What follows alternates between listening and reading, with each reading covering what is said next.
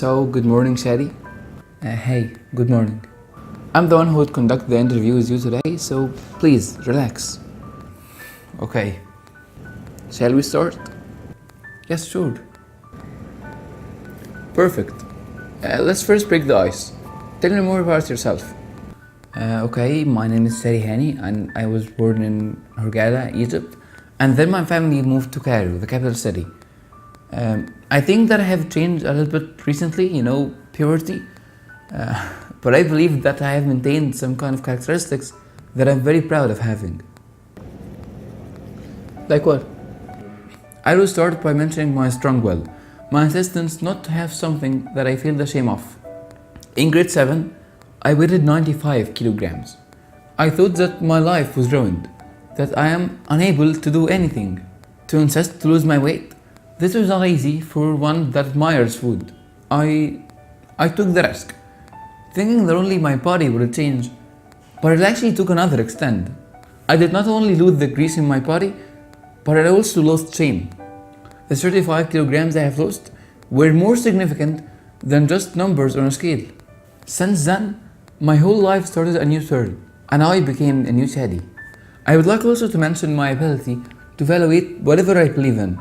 For me, nothing can make it to my head without passing along a route of skepticism. No postulate, whatever postulate, deserves to be believed in without that route. Wow, that was good. But let's go deeper. What are the majors in your life? Your objectives, dreams, hopes, and so on. I think that I'm the one with the highest number of fluctuations regarding what I insist to do. I started to play the guitar in grade 8, and by grade 9, I thought that yes, music is the thing that I would like to do to the rest of my life. But after joining high school, everything has changed. For the first time, I started to perceive science and knowledge with a different perspective. But I didn't actually have a determined goal. I remember that one day I grabbed a piece of paper and insisted to write what I would like to do in my life. I spent a couple of silent minutes before the paper and nothing was written. Then I wrote something.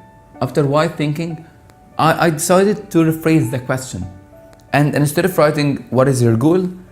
I wrote, "What is the thing that when done, I can freely say, now I can die peacefully?" I know it sounds like an odd one, but after this, I realized that my life is way more valuable to be linked to physical thing. That only one goal would not be sufficient to fulfill any of my passions. And then I wrote, not to leave this world as I entered, not to die as a minor. Okay. Wow. So what is happening recently in your life? I do think that the last 2 or 3 years in my life were very dynamic. Recently I have started my YouTube channel, El Paradox. Briefly, it's a channel that investigates the science and philosophy behind popular movies. Okay. And what are the movies that you have worked on? I think the most significant ones are The Orange Girl, about the first transsexual in history, Pi, about the hypothesis that our universe may be designed by mathematics, and Arrival, about alien communication. I'm also working now in a short movie called Inside, about dissociative identity disorder. What else? Yes, I'm preparing for InterLASIF and the physics Olympiads, and I have started writing a book. About what?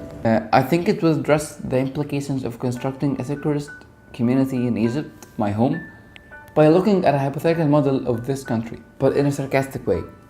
Okay, sounds like you love to read. Tell me more about your favorite book. This is a really tough question because I read a lot, but I will stick with a book that I have read recently. It's named What If?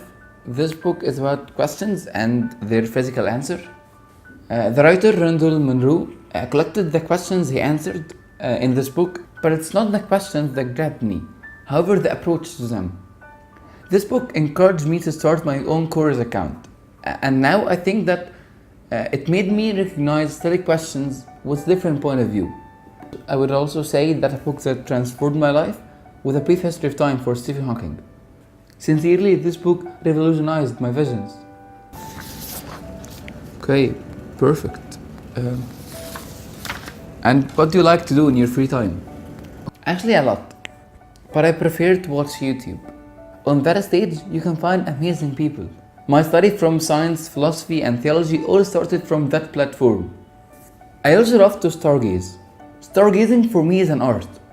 Watching this portrait for hours is an incredible feeling. Last year, I actually spent a couple of months trying to memorize all the constellations in the sky. And that's why I'm now working with children at the Egyptian Society for Astronomy. Okay. I do see from your application that you intended to study astrophysics, philosophy, and sexuality studies. Don't you think that this is a strange collection? Yes, I can see this. But I think what you call strange is in fact the perfect fit for me. You know, I think the story behind each major is more interesting. Each one of those majors stood up in a certain period in my life and left a footprint, a new way to view the world around. But I had a philosophy to validate first. If I cannot hold it now, I would not be able at college. That's why I determined to get an A+ in physics in grade 11. Although this rarely happens, I determined that this A+ would be an indicator that I am capable of studying astrophysics later in college. And yes, I was the only one in my school to make it. For sexuality studies, it was vitally influential because it broadened how I viewed the right and wrong, how I accept and support. And since my choice, I started to consider the queer community here in Egypt and its needs. Besides my previous work, I have recently joined an initiative for homosexual rights named MTV Syria on social media, and I await the pleasure I would get from the work. Okay, perfect. Okay. Finally, why do you want to complete your college studies? You know, besides the academic side, what would college represent for you? You know what a stage represents for an actor? You can imagine the same picture with me. College would be my voice, a refugee where I can declare my convictions freely, a diversified place where I can fight each opinion and its exact opposite, but not on a debate stage, however on a discussion table.